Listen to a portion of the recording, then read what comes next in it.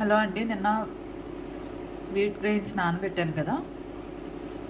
నానబెట్టి ఇలాగా చేసుకున్నాం కదా. 24 అవర్స్ తర్వాత ఎలా ఉన్నాయనేది మీకు చూపిస్తాను. ఇదిగోండి, 24 అవర్స్ తర్వాత చిన్న చిన్న మొలకలు వచ్చినాయి, చూసారా?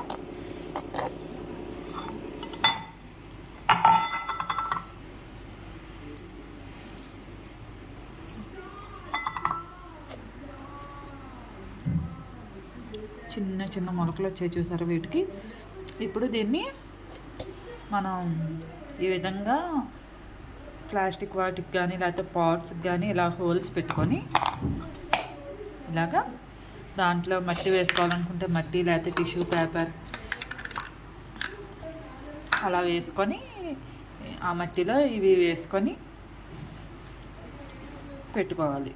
ఒకవేళ టిష్యూ పేపర్ వేసుకొని పెట్టుకుంటే వాటర్లో కూడా పెట్టేయచ్చు. వాటర్ జస్ట్ కింద వరకే టచ్ అవ్వాలి, వాటర్ దీని లోపలికి రాకూడదు. అలా టచ్ అయ్యేటట్టు టిష్యూ పేపర్ వేసి పెట్టుకోవచ్చు. అలా కూడా మనకి వస్తాయి. కాకపోతే అలా వచ్చిన వాటికన్నా శాండ్లో వేసినవి కొంచెం ఫాస్ట్గా గ్రో ఉంటుంది. ఈ విధంగా అన్నిటిలోని మట్టి వేసుకున్న తర్వాత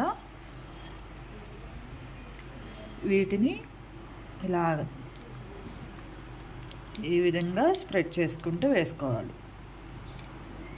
ఈ విధంగా అన్నిటిలోకి స్ప్రెడ్ చేసుకున్న తర్వాత పైన ఇసుక కొంచెం మట్టిలో కొంచెం లైట్గా కలిపి ఈ విధంగా కలిపి వీటిపైన ఇలాగా జస్ట్ కొంచెం లైట్గా స్ప్రే చేసుకోవాలి, ఎక్కువ కాకుండా జస్ట్ లైట్గా స్ప్రెడ్ చేసుకోవాలన్నమాట. ఈ విధంగా అన్నిటిలోని మట్టి పైన ఇలాగా స్ప్రెడ్ చేసుకోవాలి. ఇలాగా పెట్టుకున్న తర్వాత జస్ట్ వాటర్ జస్ట్ డ్రాప్స్ లాగా స్ప్రే చేసుకోవాలన్నమాట, ఎక్కువ వేసుకోకూడదు. జస్ట్ అంతే, ఈ విధంగా స్ప్రే చేసుకోవాలి.